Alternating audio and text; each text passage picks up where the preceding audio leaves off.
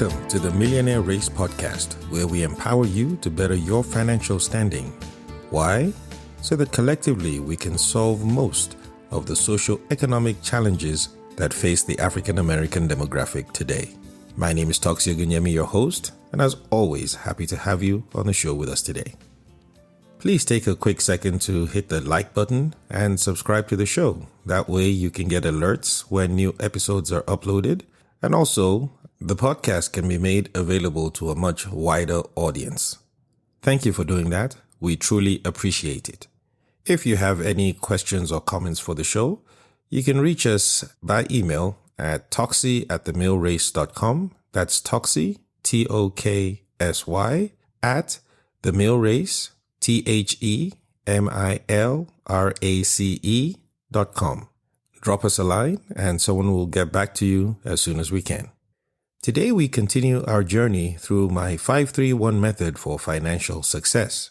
If you've been tracking along with us, this is the fourth episode in that series, and it builds on the previous three. So if you haven't heard those ones yet, I would recommend you start off with those. However, for a quick recap, the 531 method for financial success is made up of 5 foundational items that we should be doing right away to establish our financial presence. Once those are established, we have 3 continuous things that we have to be doing to continue to grow and build on the foundational items. And after that, we have one overarching thing that covers and pulls everything together. In the example we gave previously, the 5 foundational things are like the foundations of a house. When you want to build a house, you start with a foundation, and a good foundation is needed for stability of the rest of the house. Once you have your foundation in place, you have your walls. In this case, we have our 3 walls, which is where we live and move around and do everything. And then finally, you have your roof, the one overarching thing that covers everything and protects it from the elements. And so combined together, this 531 method will ensure a strong financial future for you and for your family. So let's jump right into it. The fourth item in the 531 method for financial success is debt. We must get rid of and stay out of debt. So what is debt? Debt is a financial obligation. When money is owed by one party to another, that is a debt. When you owe a debt, the understanding is that you're going to pay that debt back, which of course you should. But not only do you pay that debt back, you pay it back with what is called interest. Interest is the cost of borrowing that money. Typically, when you pay money back, you don't pay just the amount you borrowed. You have to add a percentage on top of that. That is how the person who lent you the money, that's how they profit from lending you that money. A simple example would be if you borrowed $100 at an interest rate of 10%. When you pay it back, you would pay back your $100 plus an additional $10, which is 10% of the 100, to the person that loaned you the money. They give you 100, you give them back 110. Now, of course, that's a very simplified example. Usually we borrow a lot more than $100, and subsequently, the interest we pay back is a lot more than $10. Literally, the interest we pay back collectively runs into the billions. That's why we have so many banks and financial institutions. Debt is one of the worst things for your financial health, for your financial growth. It takes away funds that can be used for yourself, for your family, for your plans, for your growth. Sadly, in our society today, debt has been marketed so heavily that it has actually become accepted. It has been normalized for you to have debt. No one is surprised when you say you have debt. Pretty much everybody has debt. Last year alone, the financial institutions spent over $17 billion advertising and marketing debt to us in the United States. $17 billion to sell us on borrowing money from them to buy things rather than save up for those items. $17 billion. Yeah. How many times do you get letters in the mail offering you some type of debt service or the other? Whether or not your credit is good, they don't really care. In fact, if your credit isn't good, they're very happy to extend debt to you because they know that if you don't have good credit, you're probably not going to be able to pay back the loan as quickly as agreed. Thereby, you'll be paying more interest, which is beneficial to them. They spend this $17 billion because collectively banks made over $250 billion last year. And that's net profit. Debt is big business. They've tapped into the fact that they know we want so many things. You want to buy this, you want to buy that, you want to go here, you want to do that. And we want to do and buy all these things all at once. So they make themselves available to lend us that money to do all those things right away rather than wait and save up for them. And then we pay them back the funds with interest. And that interest doesn't seem to be a lot. But when you add it up over time, it is a lot. It's a lot of money that could have been used for ourselves and for our families that we give away. So what are the most common types of debt? We can start with credit cards. At a time, credit cards were given only to a very select few people who could afford to pay back the money. And then gradually they found that this was big business and they extended this to more and more people. And now credit cards are marketed to everybody, including students in colleges and high schools who most likely can't pay the money back. See, they found that the more unlikely you are to be able to pay the money back, the more money they make. And so literally everybody has a credit card. Anybody can get a credit card. And these credit cards come with insane interest rates. We're talking about rates upwards of 26, 27, 28%. That's the interest, the percentage of money that you give up after you pay back the money that you borrowed. That's 26, 27, 28% that you can't use on yourself, on your savings, and on your investments. Undoubtedly, there'll be some listening to the show right now who say, Toxie, I pay off my cards every month. I don't pay any interest on these cards and I keep them for the points and other benefits that I get from them. Well, we'll have a separate show to discuss that. If you're able to pay your cards off every month, great. Most people, on the other hand, don't pay off their cards every month. They pay a big portion of it, but they pay a little bit of interest here and there. And that interest adds up at the end of the year. How do we know that to be true? Well, the banks and the financial institutions who continue to send out these applications for credit cards, they know that to be true. They don't think that. They know that. That's why they keep marketing this. Credit cards have become so commonplace that literally everybody has them. You are almost expected to have one. It's almost strange not to have one, but you can do without it.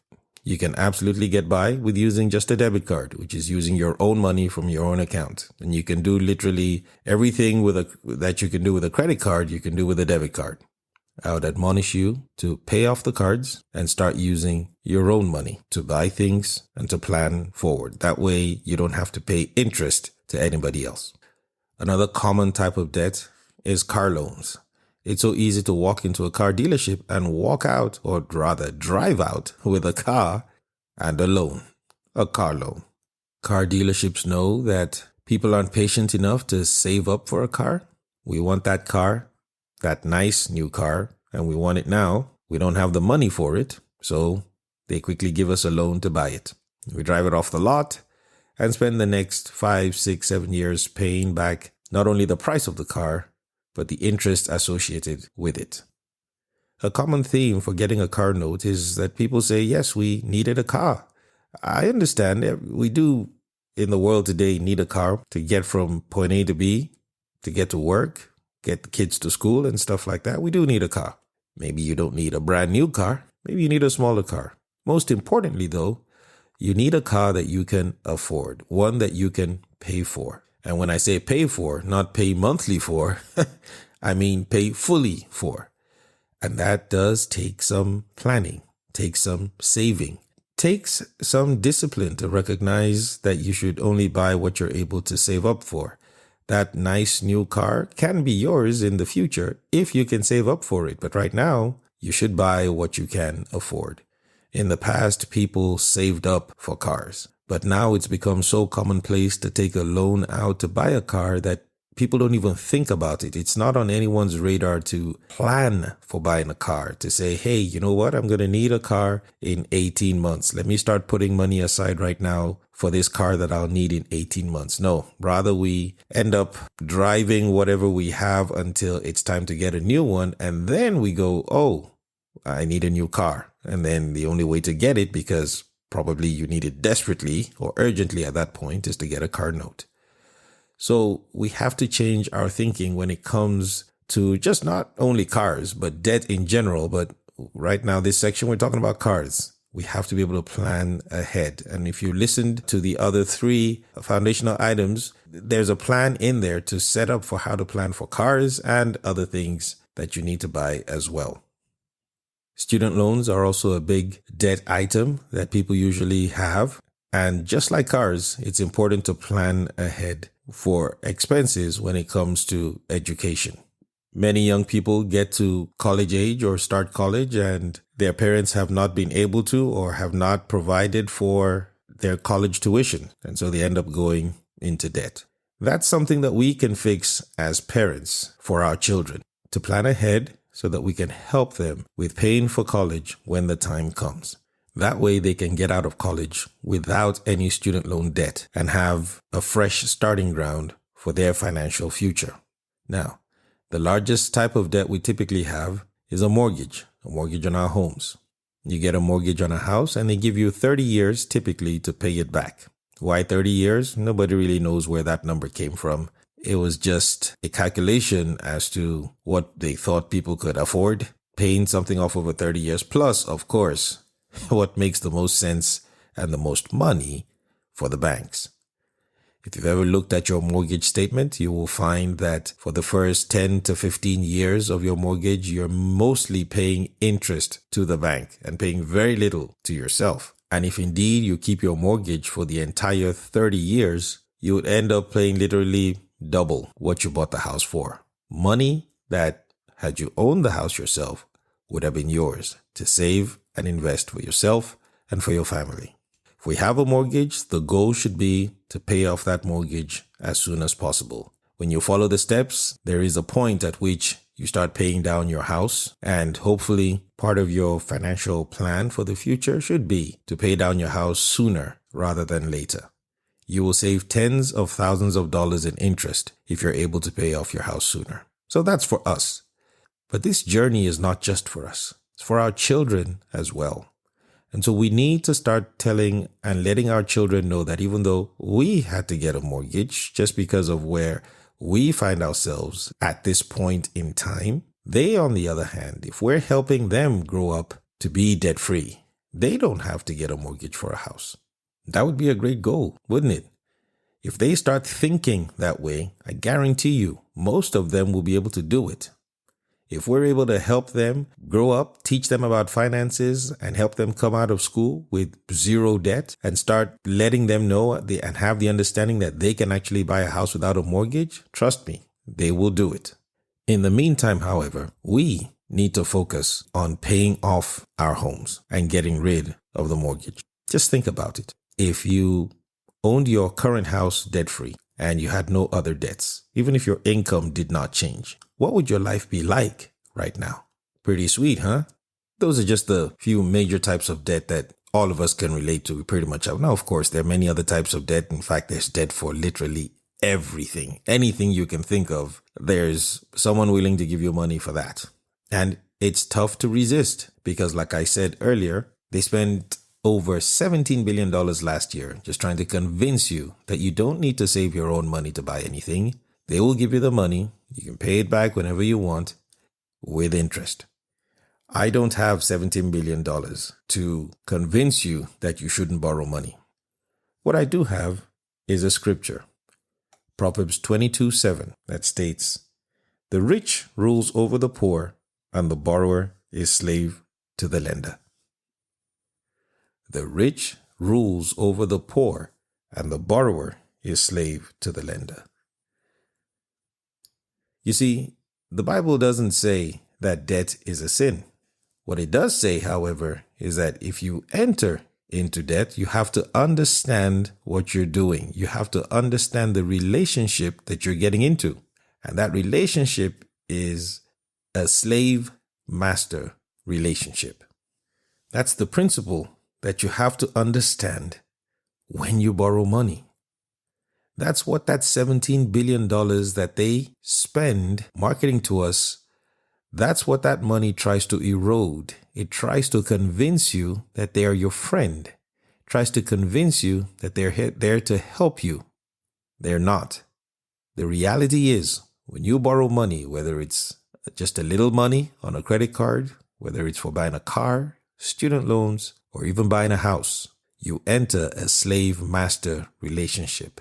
Once you've signed the dotted line, the people you owe money to have become your master and you are their slave. Sounds pretty harsh, right? Well, true, it does. But that's because that's the reality of the situation.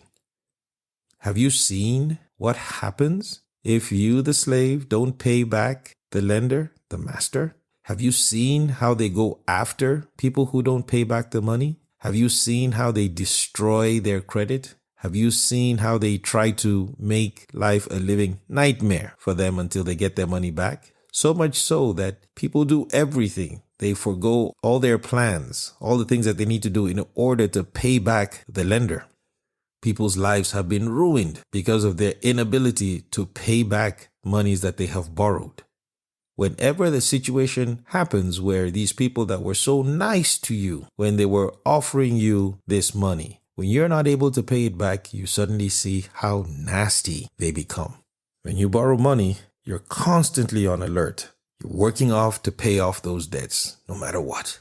You open the door and you give access to someone else to have some sort of say in your affairs and in your decision making. Whenever you want to plan anything for yourself, for your family, if you owe money, you have to put those other people into consideration. You have to put off your plans most of the time to take care of them. You must. They are your master. You allowed it.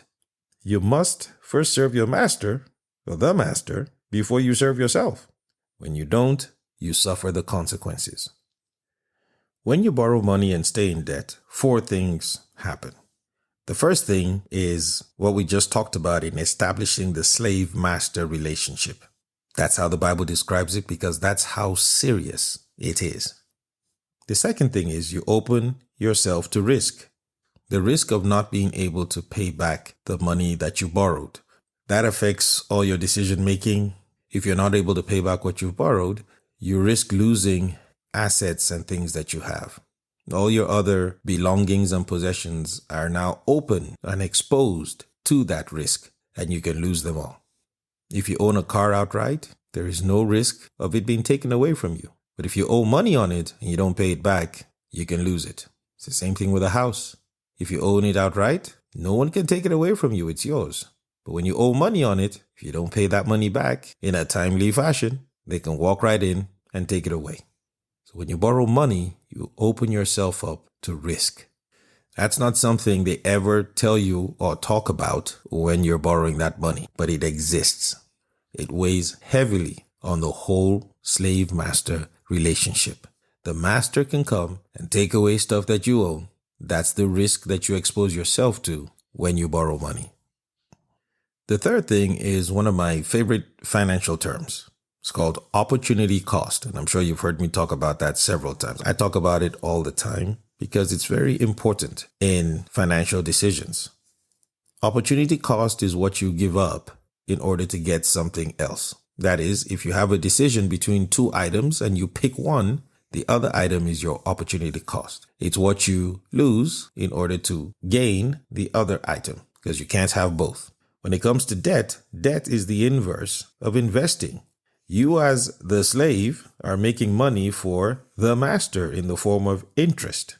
The opportunity cost here is that because you borrowed money, you have to pay back the interest. In paying back the interest, you cannot use that money for yourself. You're giving away money that you could have been investing in things of your own, things that would be growing. Just think about it. If all the interest payments you were making added up to, let's say, $500 a month, as an example, if you take your car payment, the interest on that, student loans, credit cards, let's not even add the mortgage. If it totals $500 as an example, $500 invested, if you took that money and you invested it over 30 years, is over $1 million. That's money we've given away that could have been ours. That's the opportunity cost of borrowing money. The fourth thing is us not allowing God to help. When you need money, they have so marketed borrowing money to us that a lot of times people don't even ask God to help provide for that item or how to get money to get that item. We just run straight to the bank and borrow it from there. That's because debt has been so marketed that we think nothing of it. But you see, if it's something you truly need or something God wants you to have, He will make a way for you to get it. You just have to be patient to sit down and listen to what He wants you to do and how He wants you to get it. God is our great provider. He knows everything we need. He knows everything we want. He knows what's good for us, and He will always provide. We just have to be patient to listen to Him and learn what we need to do in order to get that particular item or thing. Reliance on debt often takes away our reliance on the Lord, takes away our reliance on faith that God can provide, and He can. The 531 method of financial success is a journey of faith, but is also a journey of action. You have to do stuff. You listening to this podcast right now is part of the action that you're taking, but not only listening, you have to do what you hear. So all the steps, if you follow them, that's the action that backs up the faith that you have to you attaining a great result. So in a nutshell, debt is something we should avoid.